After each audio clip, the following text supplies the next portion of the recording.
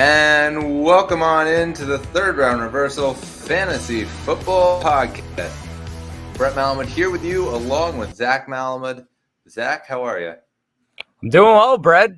Just got finished up watching some soccer. Obviously, the Euro is on right now, and we are in now mid-July, Brett. It's almost draft season. It's draft season for some people, but we're getting into that swing. I'm really excited and excited to talk some more fantasy football with you. Yeah, we're heading into the nitty-gritty right now of draft season. A lot of people start redraft, and we picked out our order for our redraft, and I'll be picking in the second spot. We'll be going through tips, selecting in each spot, and some of the tips to look forward to in both redraft and in Dynasty.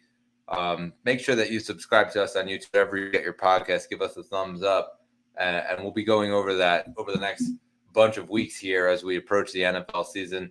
Zach, we've been heading right through on our division previews, and today is just the same as we're going to hit the NFC South. I think that, when we kind of dissected a lot of what was happening in this division when we previewed it just a few weeks ago, we did a small little hint of this preview. It really came down to there's a lot of question marks across the board. Carolina, obviously, the ownership and what's going on over there, a lot of new pieces. Atlanta brings in a new quarterback. Tampa brings back the boys and Evans coming back, Baker coming back. And then the quarterback question marks of Derek Carr and, what exactly happens with the future. There's no real safety net as, they get rid of Jameis Winston. So it's really just, Rattler or bust behind him. And so, yeah, kind of an interesting scenario. And so let's first start out in Atlanta, because I think that they're probably the biggest team and probably going to have the most players that are on your fantasy team are from the Atlanta Falcons. And I think it really just comes down to the quarterback situation. So what are your thoughts here on the Atlanta Falcons? Yeah, you start with Kirk Cousins at quarterback, and this offense needed a new quarterback. Obviously, they dealt with Desmond Ridder for a little bit last season, and it just was not what they wanted. They saw some flashes, but they really him paired with Arthur Smith, and they just kind of needed a reset. They go out, they spend all that money on Kirk Cousins. And yes, then they go draft Michael Penix. But for this year, it's Kirk Cousins. It's Kirk Cousins at the top of the list. And I think you look at Kirk, and a lot of people, in terms of his fantasy rankings, say, oh, well, Kirk's a lot lower than he was last year. Yeah, that's true. He's not in a pass-heavy offense like he was all those years in Minnesota. And he doesn't have that top caliber weapon like a Jefferson who's just going to gobble up all of what he throws at him. And that translates to a ton of fantasy points. He doesn't have that in Atlanta. But what he does have is a really solid offense with a solid offensive line. They have solid weapons all around for him. And he's in backup quarterback range right now for fantasy owners. I think, yeah, you put him right in the middle there of those backups, and you say, all right, maybe you can give me a week or two when my top guy is on a bye, or maybe he gets hurt 1 week. All right, Kirk Cousins, solid guy to come in to replace it. And that's kind of it. I don't think we see the QB1 version of Kirk Cousins while he's in Atlanta, because I think there's limitations. Obviously, Bijan in the run game, they're going to get a lot there. And I just don't think it's the same as that offense, which was so fantasy friendly up in Minnesota. But talking about the running backs and Bijan, I mean, it's his year. Second year, like, breakout. I'm expecting a huge one for Bijan, and so are a lot of people. They put him in the top three next to Breece Hall and Christian McCaffrey. Obviously, McCaffrey's number one, and you can kind of go either way on Hall and Bijan. I'm a little biased as a Bijan owner. I'd take Bijan, but I wouldn't be I could understand going either way between him and Hall. He's a slam dunk this year, Bijan. I think he's going to put up a lot of numbers and really figure things out in this offense. But the question comes for the weapons that Kirk Cousins has, because that was the problem in this offense all of those years. And will we see the best of Drake London? I think we will. And a lot of rankers really show that, putting him top 15. I wouldn't put him in wide receiver 1 range. I'd put him just on the edge. If I had to say, I mean, I'm looking at it right now. Like, there's guys like Mike Evans, Marvin Harrison Jr. I'd probably put them in tier 1, wide receiver 1 range. And then you start from Drake London, DK Metcalf is there, Nico Collins is there. That's the wide receiver 2 range. I think if you put him as a wide receiver 2, the expectations are sky high, because he does have upside. I just need to see it first, obviously, with this new offensive look. And the last one, you got Kyle Pitts at tight end. And when will we see Kyle Pitts, the 4th overall pick all those years ago? When will we see him really take the next step like he did in that rookie year where he was pretty successful? It's been all downhill. So right now, he's just inside tight end 1 range. But if I'm drafting Kyle Pitts this year, I better have a solid tight end right behind him, because I'm just a little iffy on it. That's how I feel heading into the season for Atlanta. There's a lot of question marks, but it's so top heavy as the number 1 running back, the number 1 wide receiver, and the number 1 tight end are really going to take up a huge bulk of those targets and the workload in this offense. Yeah, for me, it's pretty similar when it comes to Kyle Pitts. Listen, if you get Kyle Pitts on your team, it means that you didn't get a top 5 tight end, and you missed out on that window. My approach would be to get a tight end before Kyle Pitts is even taken off the board. Having a top 5 tight end, I think, especially now watching the impact that the tight end position has had in the last year, you want to have one of those guys. And so while we used to wait on tight end, this year I'm kind of saying go for it a little bit more. So Kyle Pitts won't be on my team. Sorry, apologies. Listen, I think he will bounce back. I don't know. He was expecting him to be out of the draft. I think that he will be an improved Kyle Pitts from what he was. So yeah, I mean, he's probably going to go, tight end 6, tight end 7, kind of that range, probably in like the 7th round or so. That's sort of where I see him going in those sort of leagues. And so to me, I understand why people are very high on him, but I'm not going to be one of those guys that goes out and, spends the bank to go get a guy who's been very unproven pretty much his entire career. There was a time where he didn't have any touchdowns in America. He had a touchdown over in England, and he had a touchdown over in Mexico. And so, yeah, weird times, but obviously the quarterback play being much improved should help his value. As far as the receivers go, yeah, this is going to be the Drake London show. I think that Darnell Mooney will have his couple bombs. I think that Rondale Moore coming in is a good addition as well to take the pressure off of Drake London. But this is Drake London's, number 1 gig, and I think that they will treat it as such. I think the passing game is really just going to basically be dump offs to Bijan and hitting Drake London every time he gets open down the field. Plain and simple. I think that that's sort of how it's going to go. Yes, you'll see Kyle Pitts mix in a little bit.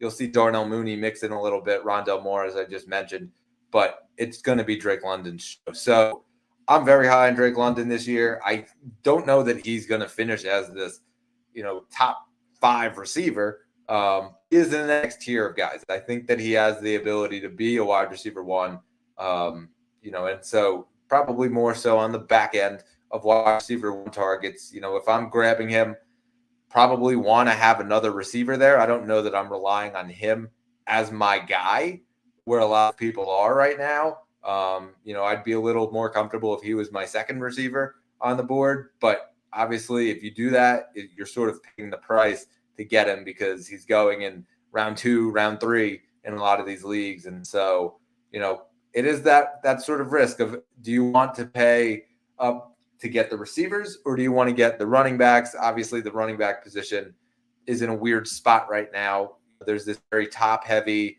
workhorse backs, and then it sort of just tails off very quickly into committees. And so, if you're one of those guys, chances are that Drake London will have to be your first receiver. But yeah, that's sort of the debate that a lot of people should be having right now with Drake London. As far as the rest of the room goes, moving over to running back, I mean, Bijan is a top 5 pick in my eyes. Plain and simple. There's arguments that he could literally go as the second pick. I have the second pick right now in our draft, and there's an argument for it.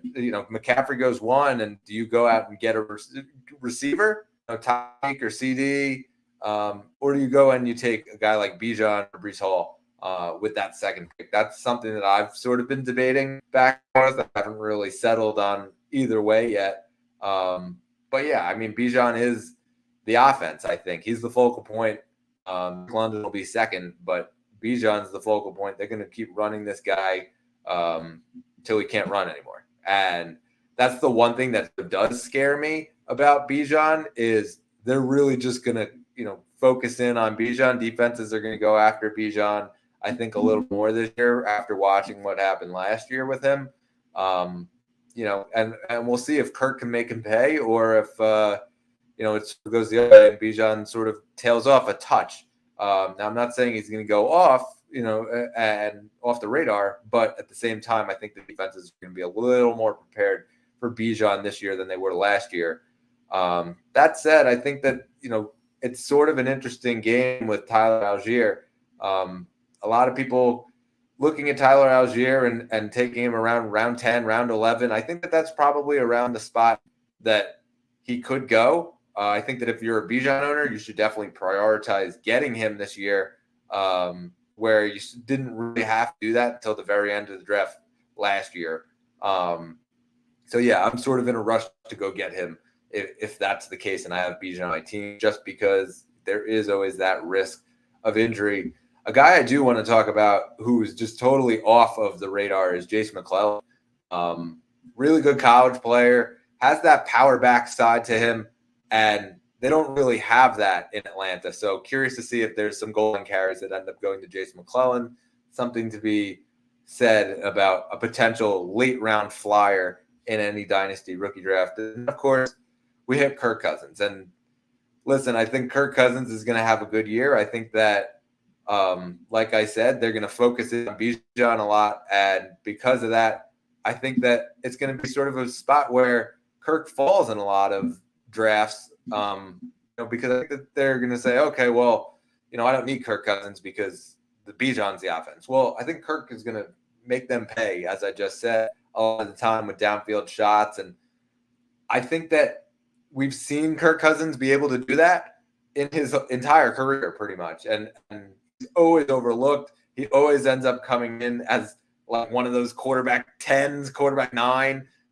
He's finished as top 5 a few times as well. And so while I don't see that, I see him as a very high-end quarterback too.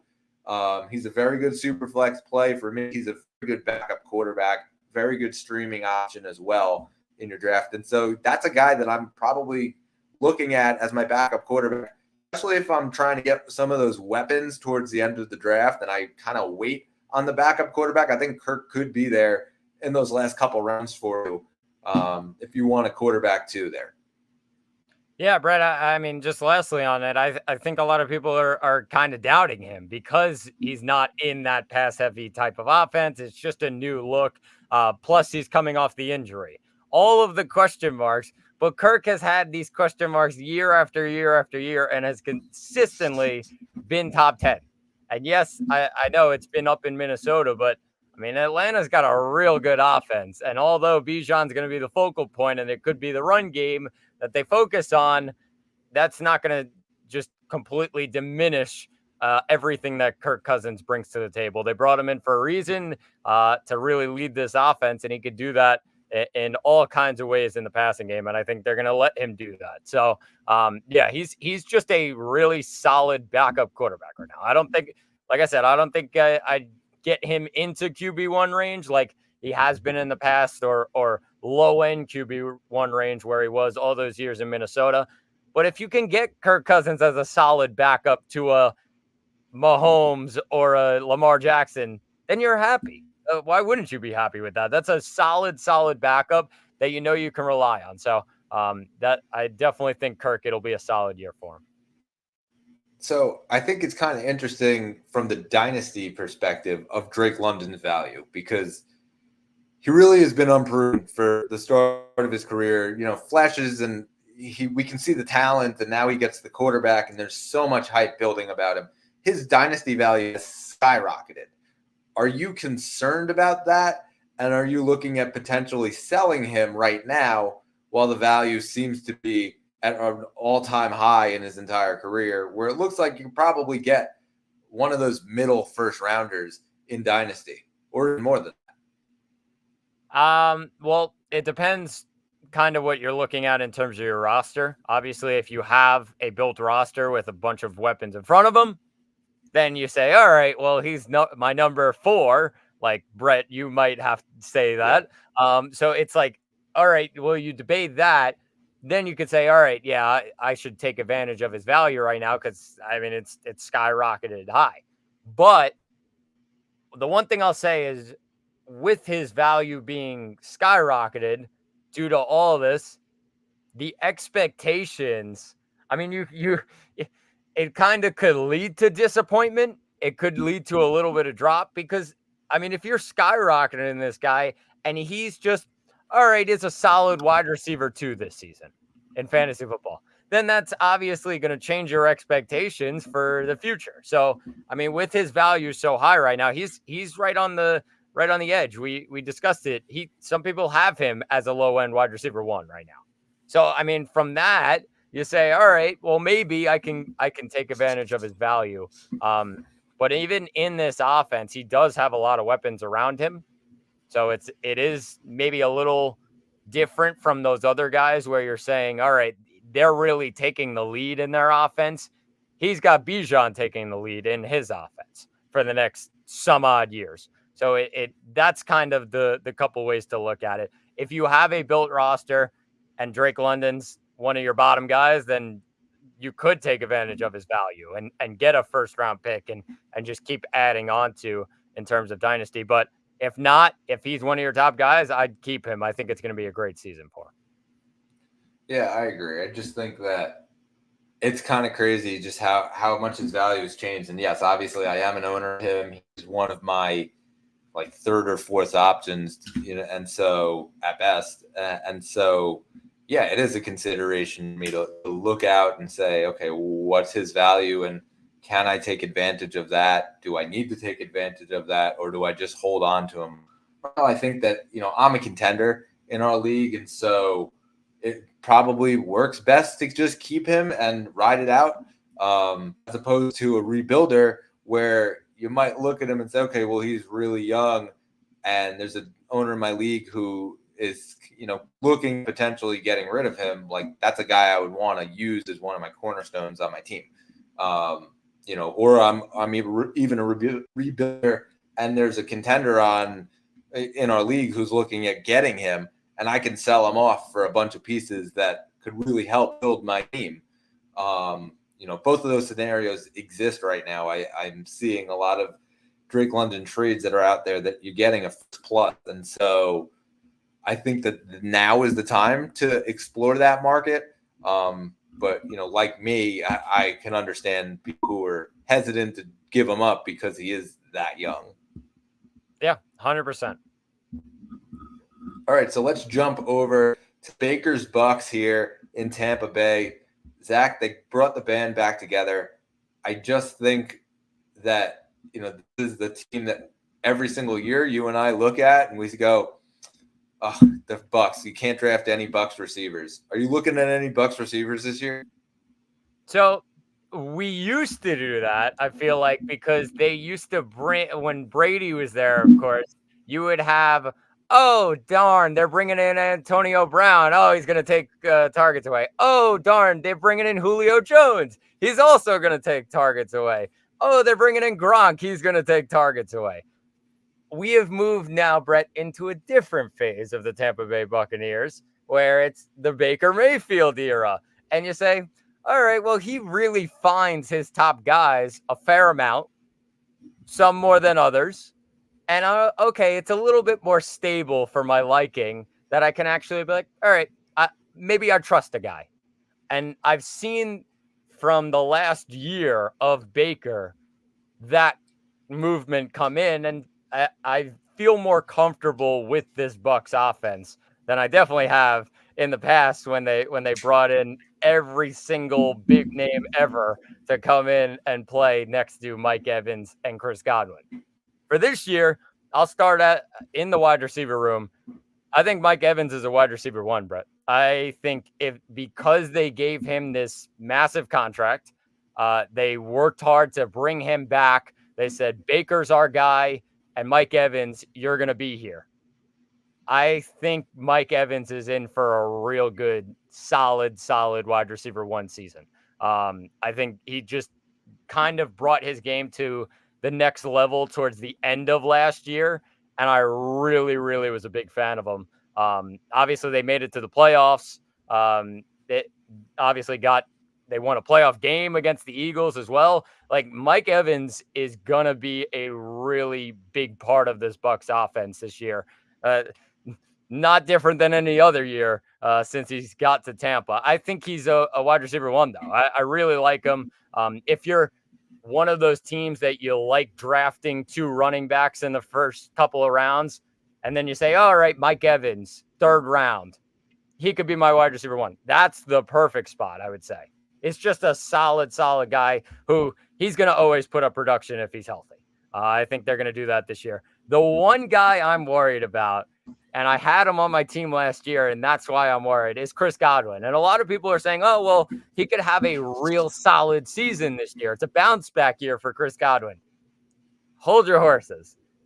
I need to see it before I believe it with Chris Godwin, because last year I saw Baker Mayfield throw it nonstop to Mike Evans, run the ball with Rachaad White, and Chris Godwin got basically nothing.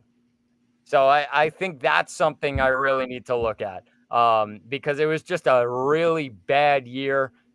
Where he's going in the 30s of wide receivers. Yeah, all right, you can maybe take a shot on him if he falls in your lap. But I'm not running to go get Chris Godwin this year like I would be comfortable taking Mike Evans. That's my one thing with Godwin this year. In terms of Rachaad White, some people are down on him. He's a solid running back too for me. I think he's just in that range. I wouldn't put him as a running back one. I would feel a little shaky if he was my top running back, but as an RB2, he's really solid. And I think he's just going to have that solid RB2 kind of year. Baker's not on my radar in terms of quarterbacks, unless he's like, all right, well, he has a good matchup when Mahomes is bye week in week 6 or whenever it is this year. Oh, Baker's got a good matchup. I'll draft him to be my backup. That's the only time I would even consider it. I just don't think he's on that fantasy radar this year in terms of fantasy. And at tight end, I am not drafting Cade Otton, if anybody was concerned. He's just not even close to my tight end radar, especially with how many tight ends there are this year. But I just taking away from this Bucs offense, Brett, Mike Evans, look out for him. Yeah, I agree. I think that, like you said, in years past, we're sort of down on them, but sort of we've seen the leaf turned over from the Brady era to the Baker era. Baker likes to find his guys. Like you said, I think that it's a tale of 2 cities in the wide receiver room because, I sort of see Mike Evans in a year right now where you said it, like he could be a wide receiver one on a lot of teams. I think that if he's your second receiver, like you're in a really good spot of having 2 really strong receivers on your team.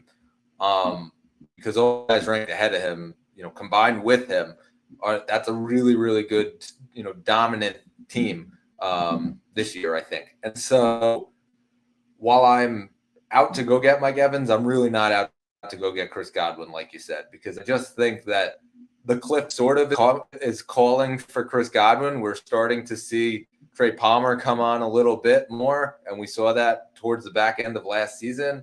I think that Chris Godwin right now, a lot of people are high on Chris Godwin, and my advice is if you're in a Dynasty league and you have 28-year-old Chris Godwin and somebody's offering you a second rounder for a Chris Godwin, go sell him.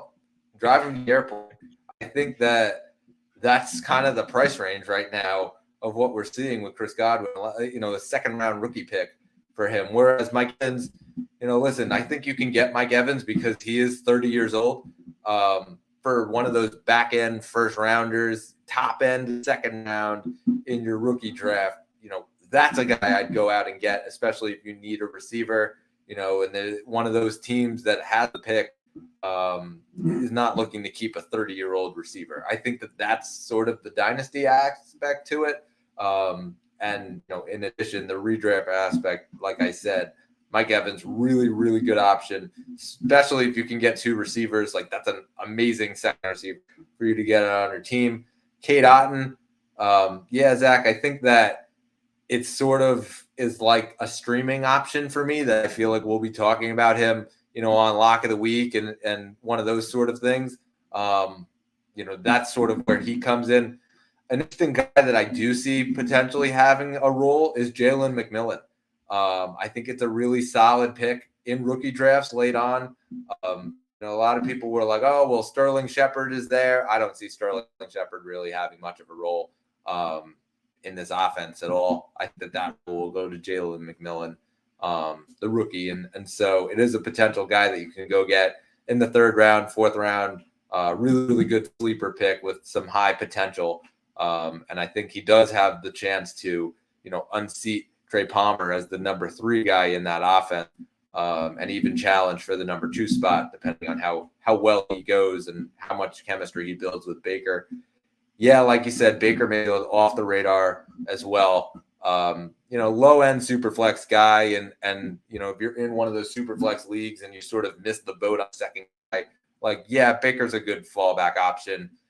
Last year in our Dynasty league, Baker was being offered around by the owner who had him at the trade deadline. I sort of tapered away from going to get Baker. I opted for Aaron Rodgers over Baker, which is saying something because Aaron Rodgers was potentially going to come back from this Achilles injury. And I went out and I got him instead of going to get Baker. So, that just sort of speaks to what I think of Baker as a quarterback. I don't know that we're always going to see the highest of highs. I think when you get Baker, you have to expect both sides. There'll be a good game here or there, but for the most part, you're going to get some really bad performances that you're going to say, okay, I got to just drop him right now. And that's not really the approach that I want to take. So he's off the radar for me. Rachaad White, this is my right now sleeper of the draft. And I know that it's sort of funny to say he's the sleeper of the draft and you're picking him in round 3 or round 4, depending on how your league is. But he is the sleeper of the draft because I think that he has the potential to be a league winner. I think that everyone's overlooking Rachaad White's talent. He's going as running back 15, running back 16. The guy is really, really talented. And, being able to catch out of the backfield, I think that you're not going to be a ton of competition for him. A lot of people were very high on him. I don't think that Chase Edmonds is going to be any competition to him. And so this is Rachaad White's backfield. He has the potential to be one of those workhorse backs. And because of that, I'm putting him, right there at the very top of the running back rankings for me. And so to see him go as running back 15, 16, he's my sleeper of the draft. Yeah, 100%. And I think when you look at White, he finished RB4 last year. And I'm not saying that he's going to finish RB4 again. Neither are you, Brett. I think when you look at it, though, and you say, well, he finished RB4 and he's getting ranked as a high-end RB2. I'd take that in a heartbeat, because I mean, just look at the value that you're getting of a guy that you saw really everything from last year. And this is one of those situations now, Brett, where I like Bucky Irving. Bucky Irving was a great college player. The hype on Bucky Irving, everybody slow it down just a second. Slow it down, because college is way different than the pros. He needs time. And maybe he could be good one day. I think Bucky Irving's a real solid player, but there's no chance you can tell me that he's coming in his rookie year and taking off Rachaad White, who was running back 4 in fantasy last year. He's just going to take a lot of his touches and be like just the annoying running back next to him. No chance. Not yet. Too early. And I think for that reason, Rachaad White is definitely a guy to look out for. I agree. So let's move on right now to New Orleans, where, there's a ton of question marks, especially at the quarterback position. Zach, what are your thoughts on the value of Chris Olave with the quarterback situation being what it is? Yeah, I mean, it's interesting. I would say for Chris Olave this year, you look at where he's getting picked. He's right there in that second round of the drafts and wide receivers around him. I think it's a solid spot for him. The one problem I have with Chris Olave is I was an Olave owner last year. I also was a Dynasty owner of Olave. I actually traded him this past week. I think Chris Olave will not get to his peak with a quarterback like Derek Carr. I just don't think it's possible. There was times last year where Carr was out and Jameis Winston came in, and Olave had better games than he had all those games with Carr. And yes, that can take time and developing with the quarterback and that chemistry that they have. But for this offense this year, it's Chris Olave. Yes, Alvin Kamara's there. And there's kind of what else? That's how I really look at it. So if you're a defense, you say, all right, I'm just going to double Chris Olave for the entire time and make somebody else beat me. That's going to be the game plan for almost every team. At least when you look at those other top weapons in fantasy, you say, all right, well, they got a number 2 guy right next to him. I think Rashid Shaheed is talented. I do not think he's on the same level as those number 2s that we talk about. I'm a little iffy on Olave this year. I'd still draft him where he's getting picked in the second round, maybe early third round, because I think he's just a solid guy. But I think the upside is very limited this year because I just don't think Carr's that good with him. I watched it all last year, and I think it's just, I'm very iffy on it, Brett. Taking it to the running back, Alvin Kamara. A lot of people down on Kamara based on expectations this year. I'm kind of with them. I don't know if it's going to be a fantastic year for Alvin Kamara, even though, he's ranked in just outside the top 10 by a lot of people. Still in kind of RB1 range. If you get him as an RB2, all right, you kind of deal with it. I don't think he's reliable enough to be an RB1 this year, Brett, just because this offense has so many offensive line problems right now. I think I was reading something the other day. They're apparently ranked like the worst offensive line in football right now. And that's not something you like to hear as a running back. Also, with a quarterback like Derek Carr, it's just not good enough for me. So I'm a little bit down on Kamara this year. I'm probably going to stay away from him if I had a choice. Then we go to anybody else. Derek Carr, not on my radar. I maybe on my radar for Superflex as a QB2, but this is just a weird kind of situation because he only has really those couple of weapons, and it just wasn't good last year. And the offensive line is really frightening in my mind. So I'm very iffy on it. And then you go to the tight ends, and I love when people ask others in the fantasy world their thoughts on Taysom Hill. Brett, don't we love that? We get that almost every year. Oh, Taysom Hill. I don't know. I just don't see it each and every year. Yeah, maybe he could get something here or there, but he's never going to be starting at tight end for me on my fantasy team. I don't even know if he's going to be on my roster. We'll find out when that time comes. But I think in terms of the tight ends, Jawan Johnson's the go-to guy because he's the red zone threat. Maybe he gets some touchdowns, but more of a streamer option. Brett, I don't think in the last like 5 years, maybe 6 years, have we talked this badly about the New Orleans Saints. But I think that's where we're at right now in terms of fantasy. I just don't think they're on the level this year of those other teams. Yeah, I mean, listen, as far as the Saints offense goes, it is under Clint Kubiak now. And so it will be a little different, I think. I still think it's the same name of the game, though. It's going to be get the ball to Chris Olave in short space, dump the ball off to Alvin Kamara in short space, don't make it too hard for Derek Carr, and hit the gadget play every now and then with Taysom Hill like they do. I don't see them changing and moving away from that sort of formula because we've seen them be good with that formula. That said, this entire team, I'm just going to say it's a no from me this year, and or a no from me, depending on where we're talking here. I just think that the values of each one of these players and where they're going in drafts, I won't be taking them at the spots that they're in. I think that Olave right now, he's going, in the top of even the second round, back into the second round, into the top end of the third round. I'm seeing a lot of. I don't know that I'm taking him there. I think that there's better options for you having to rely on Derek Carr to get you through this entire season. And if it's not Derek Carr, it's Spencer Rattler. And I don't know that that's proven at this point. So therefore, yes, Olave, he will be a target monster. He's still coming off a pretty good year for himself, but he still finished as I think it was wide receiver 19.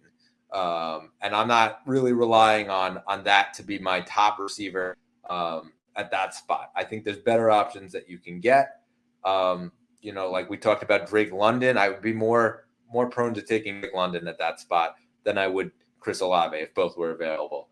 That said, I think the Alvin Kamara hype every year for the last 2 years has been a little bit overhyped. I think that, he's just a name. He really is. And yeah, he's been in some weeks. He's had a couple boom weeks over the last few years. Some more, way more booms than others. But I just think that him going at that round 3, round 4 turn, probably, as my draft strategy is grab the quarterback at that spot. And so I will be grabbing a quarterback at that spot. And, even if he's available in the next round, you're talking about potentially now having the tight ends sliding up boards. Like I'm probably going to use a tight end at that spot too. And so for me, I think that, the draft really this year sort of shakes out in a way where you're either splitting wide receiver and running back, grabbing a quarterback, then grabbing a tight end, and then you're sort of a well-rounded thing, or you're kind of honing in on a couple positions and then trying to figure out, what guy do I get? I don't know if Kamara fits that role. I think that a lot of good receivers are right around that spot as well. And so if you're not into the quarterback situation, I think you could probably get a pretty good receiver at that spot. And then as far as Taysom Hill goes, yeah, I don't know. Every year there's this hype about him, and we hear in the middle of the season like he's this top tier, tight end, and hey, he scored another touchdown. Hey, he has the ability to pass as a quarterback. You're getting quarterback points for it. I don't see it. He's never going to start for me in any league at tight end. Sorry, it's just not happening. Listen, I think that as far as the dynasty value goes with Spencer Rattler, if you want to take him at the back end of your draft and take on a flyer, I actually agree with that because I think that, the long-term future of Derek Carr, I think he's sort of going to be on a shorter leash, especially with a new offensive coordinator there. So, while I don't really always advise going after the late round quarterback, I will say that I do agree with the people who are going after Spencer Rattler based on, having the ability to, for him to step at any point this season. As far as the rest of the guys go, Kendre Miller is another guy that I sort of have my eyes on a little bit. Just in the case of, listen, I'm not drafting him right away. It is a potential guy that will go towards the end of drafts. If he's out there on waivers, like, my eyes are on him because I think that there is the potential that they do have to lean into the run a bit more, just based on the fact that Olave is sort of on an island by himself. No offense to Rashid Shaheed, who catches a couple bombs, and A.T. Perry, who kind of had a bombs as well last year. I don't really see anybody else having any sort of impact. Juwan Johnson, a potential guy in a streaming week, but other than that, like, I don't see it. So as a whole, New Orleans, I'm out on you guys this year. Sorry. That's fair. Just quickly, the one last thing I have on Kamara is, you mentioned Kendre Miller. We also forget that Jamal Williams is there. So, like, I mean, they have three guys there. And I'm not saying that Miller or Williams will all of a sudden take over and Kamara is going to be knocked out. No, Kamara is going to get his points. But there is limitations with those two running backs behind him, whether it's getting Miller some big time touches or Williams on the goal line.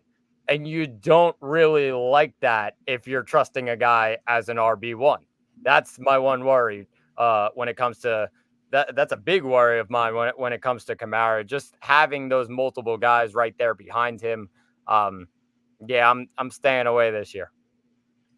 So obviously you sold Chris Olave, and you talked about that. As far as any owner goes, what advice could you give them as far as buying or selling Chris Olave at this point? He's still only 24, but again, the quarterback concerns, being on an island by himself, all those things are real. So what's your advice as far as, trading him or keeping him? What value do you put him at as well, as far as Dynasty goes? Yeah, definitely, Brett. I mean, I'm just going to use my trade as an example. I ended up giving up Olave, who was my number one wide receiver in Dynasty. It was a single quarterback Dynasty league. And I looked at Olave, and I also looked at my running back room, and I said, my running back room is just horrendous. I need to switch it. I really needed to figure things out. I ended up trading Olave for Travis Etienne plus a late first rounder. I mean, that's a really solid. I gave up a late second rounder in exchange for it as well.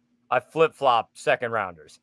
So, I mean, if that doesn't tell you, like, I got a big chunk there, and ETN is 25 now, but a really solid running back still, and definitely up there in Dynasty ranking still, even though the age is 25 and maybe a little bit older than some of those other younger players that we see at the running back position.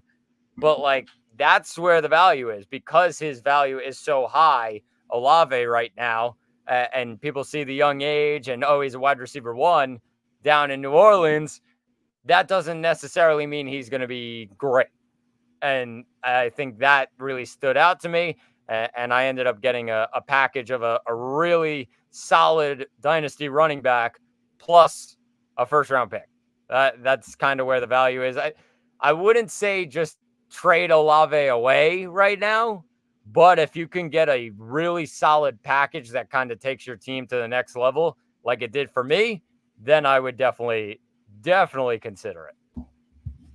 Yeah, I think it's fair. And I think that, being able to get a pick, a pick swap where you're in the first round and then also get a top, 5, 6, 7, wherever you want to put Travis Etienne in your rankings, he's right in that range.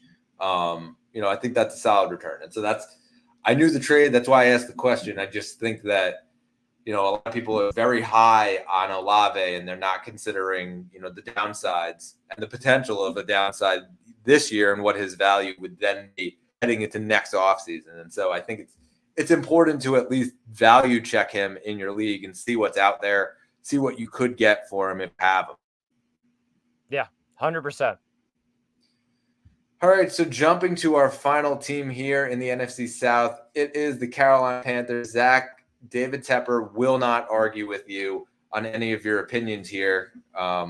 Listen, I think that this is a year where Bryce Young sort of got a lot of help around him, and it's not just going to be one guy. What do you see the value, though, of any of these guys being? And then what do you see Bryce Young's value being as far as Dynasty? Because obviously he was picked like first overall in most leagues, or even second in most leagues as far as Superflex goes in Dynasty. Well, I mean, it's a prove-it year.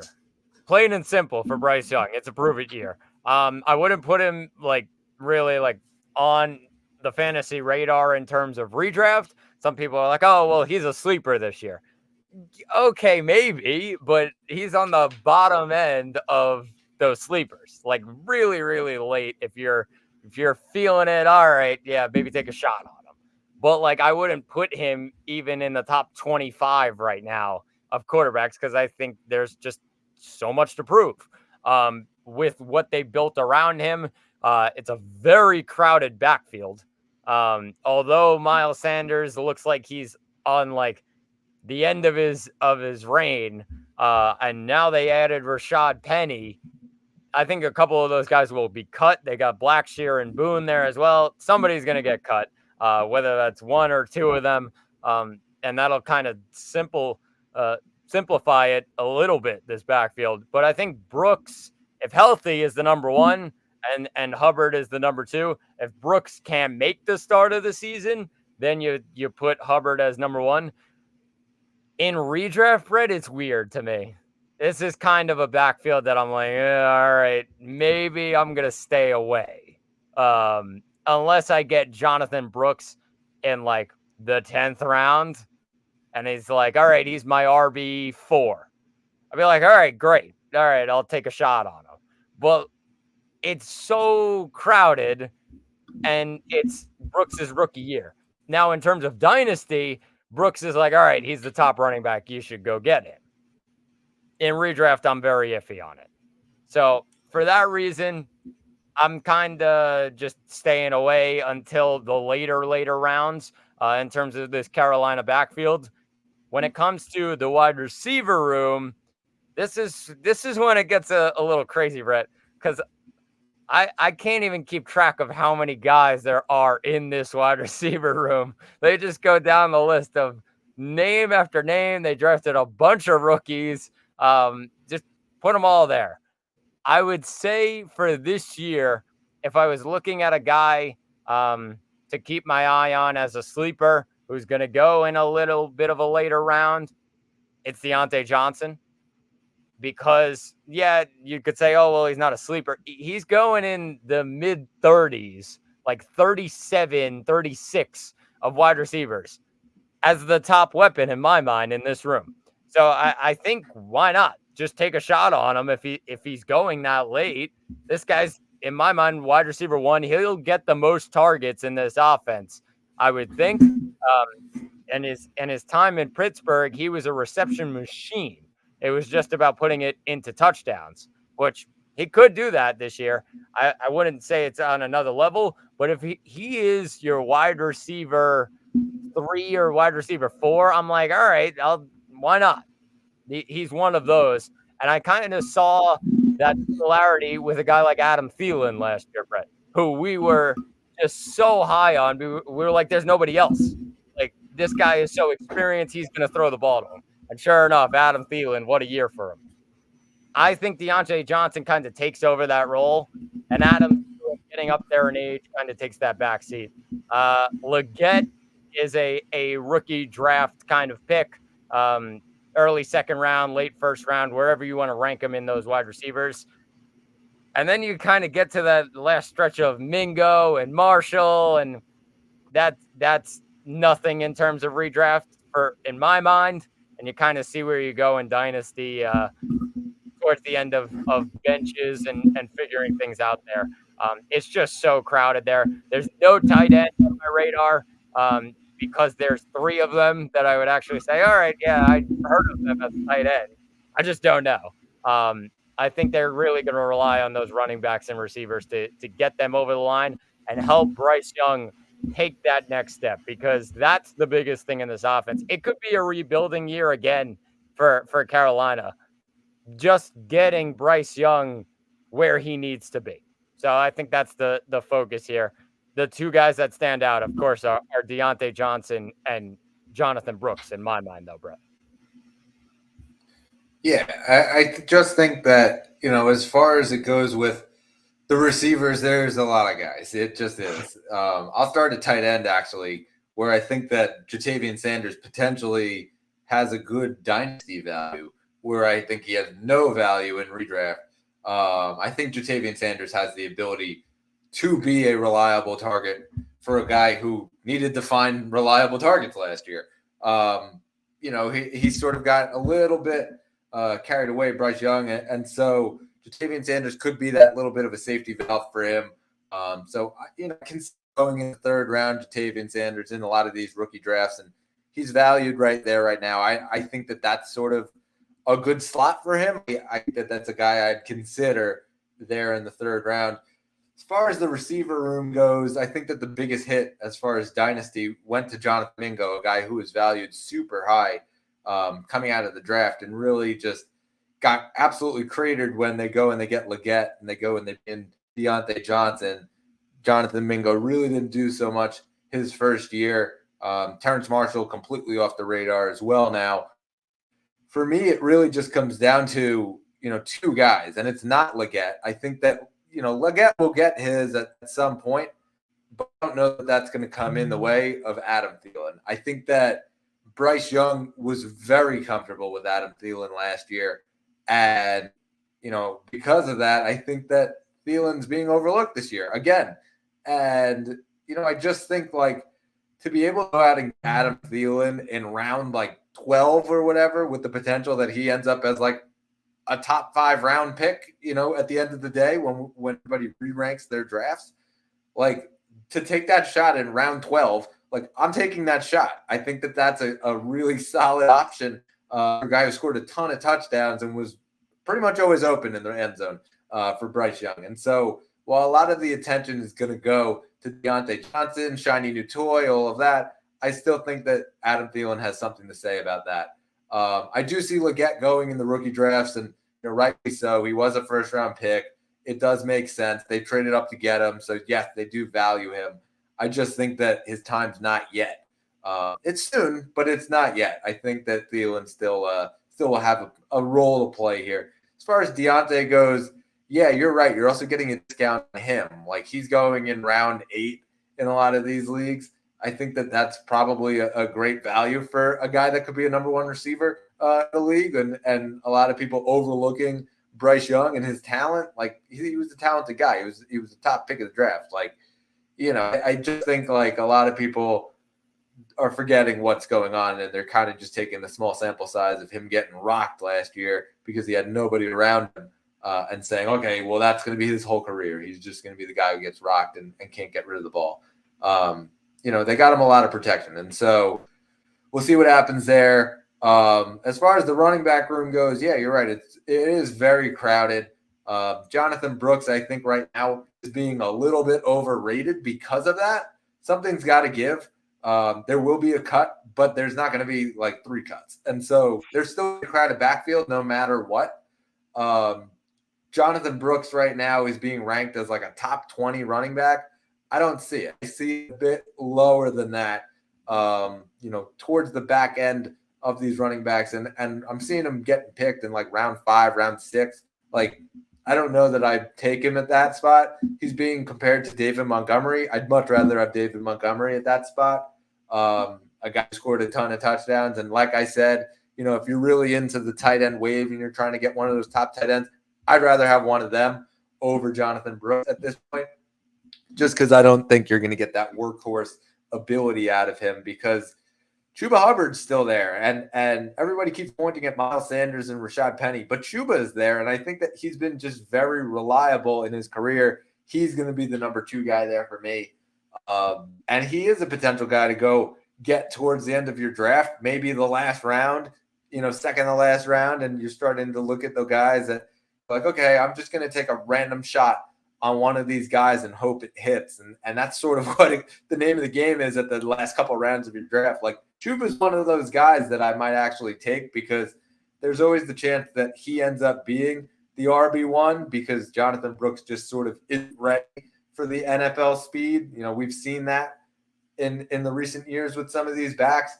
So, yeah, I'd take a shot on Chuba Hubbard in the last round. And then as far as Bryce Young goes, yeah, he's sort of off the radar for me as far as the redraft standpoint goes. I think it's a really good time right now to buy low on him in Dynasty because he's going for pretty cheap for a guy who was picked with the first or second pick in Superflex leagues last year.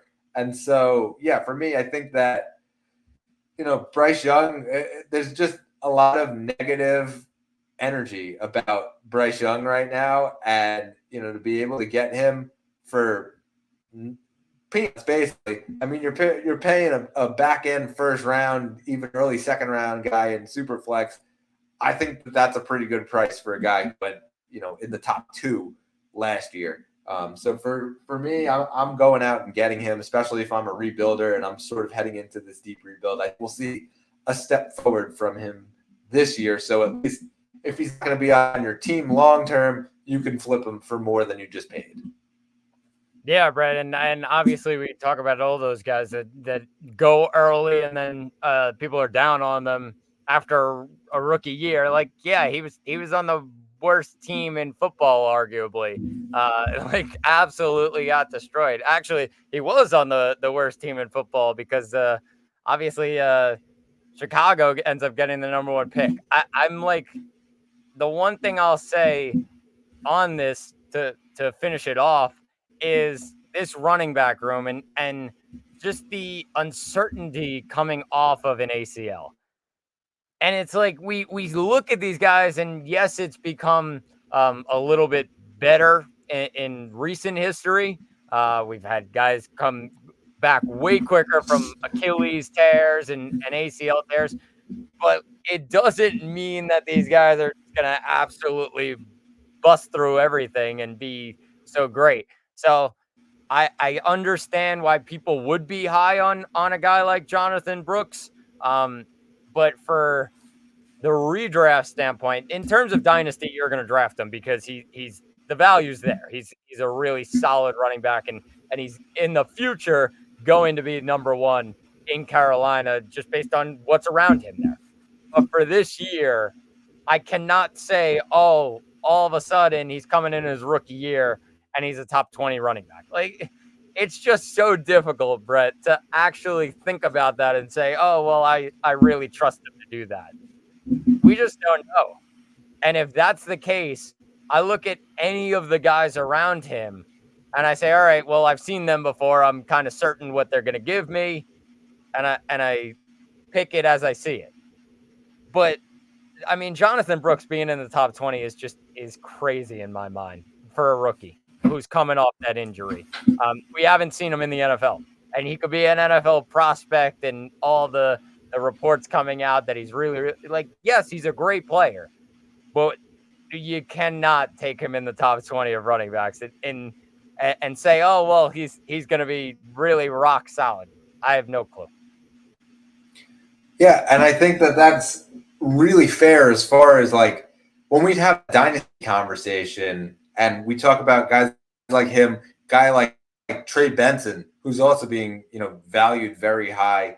Like these guys are going in the first round and they're going right towards the back end. Like I think there's a ton of receivers who have the ability to potentially end up as the number 1 receiver on their team. Keon Coleman, Lad McConkey, we just go, the list goes on and on. Xavier Worthy, like there's guys that have the ability to be the number 1 receiver on their team. And we're talking about the potential of a running back who might be the 1, might be the 2.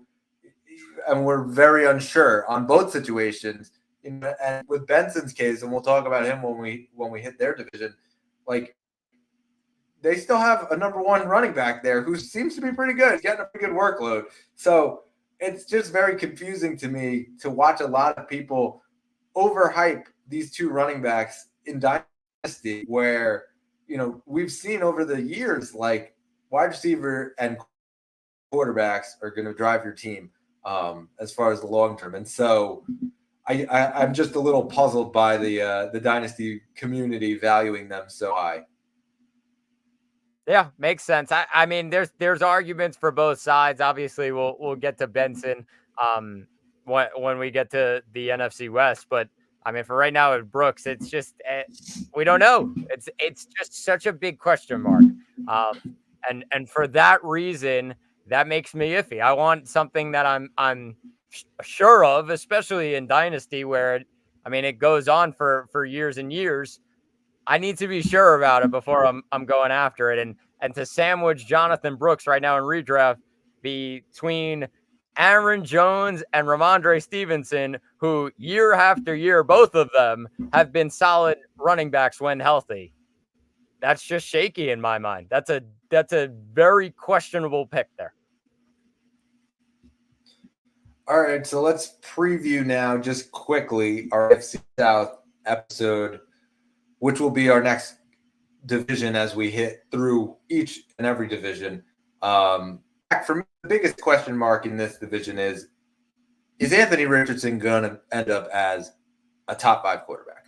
Plain and simple. I think that, we look across this division and quarterbacks galore as we have some pretty strong quarterbacks down the line, all teams.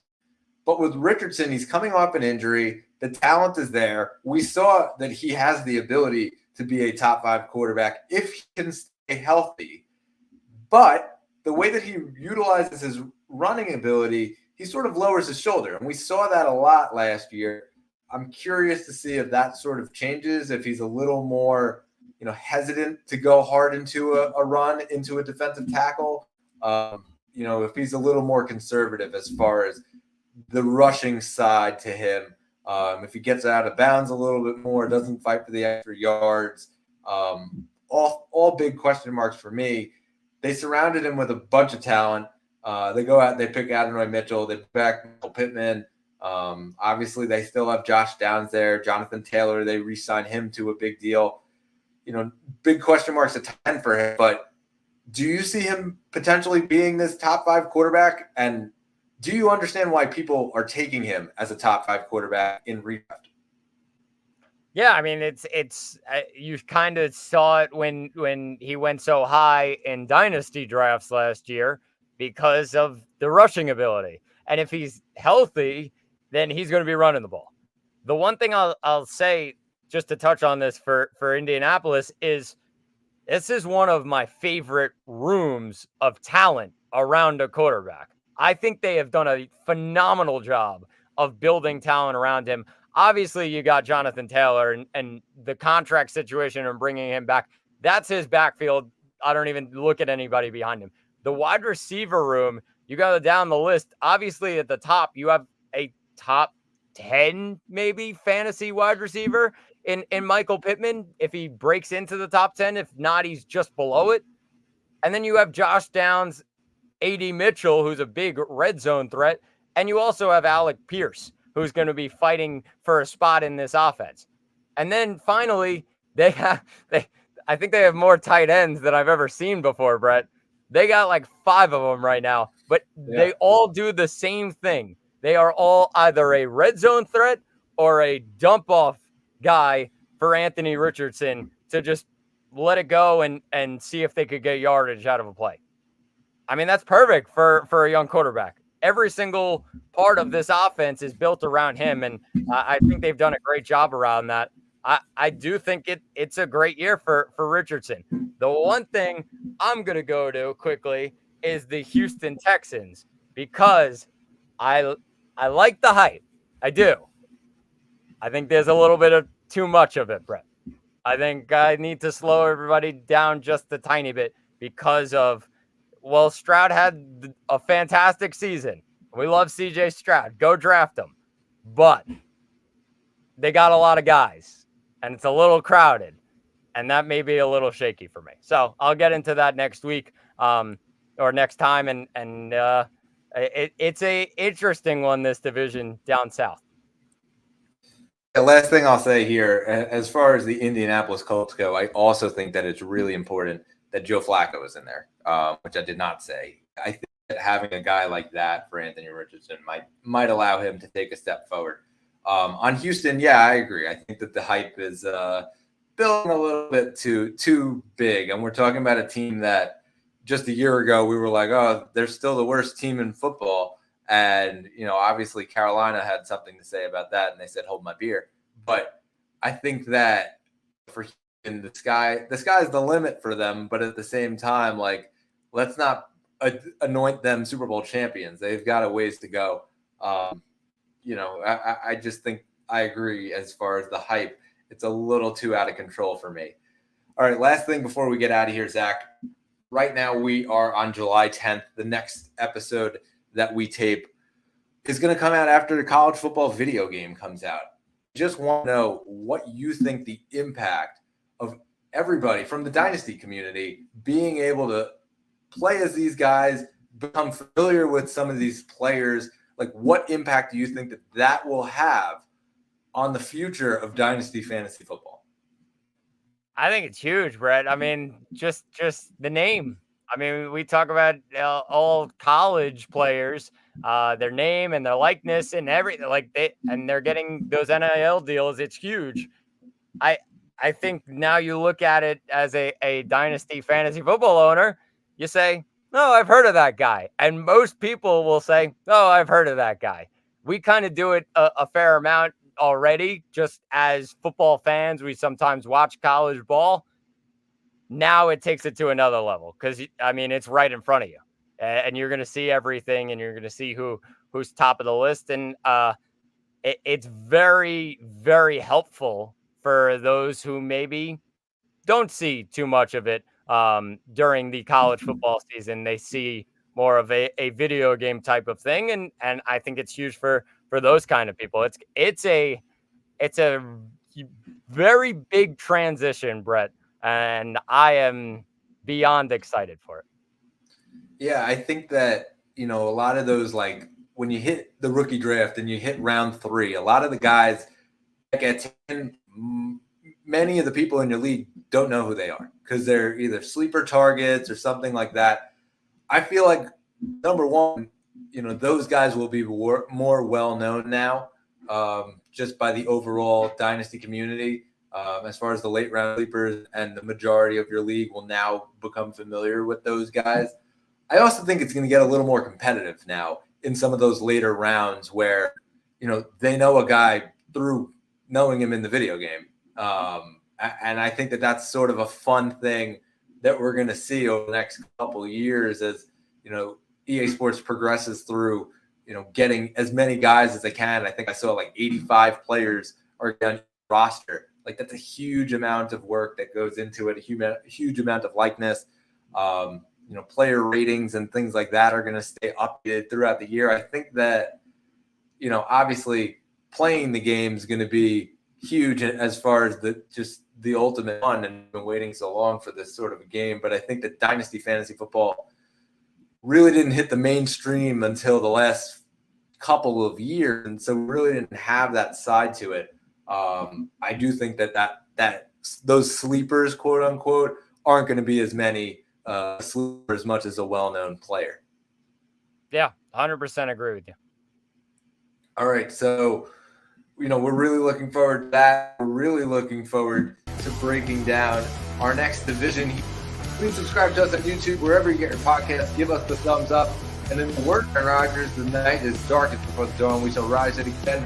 For Zach Malmet, I'm Brett Malmet. This has been the Third Round Reversal Fantasy Football Hard. See you on the next one.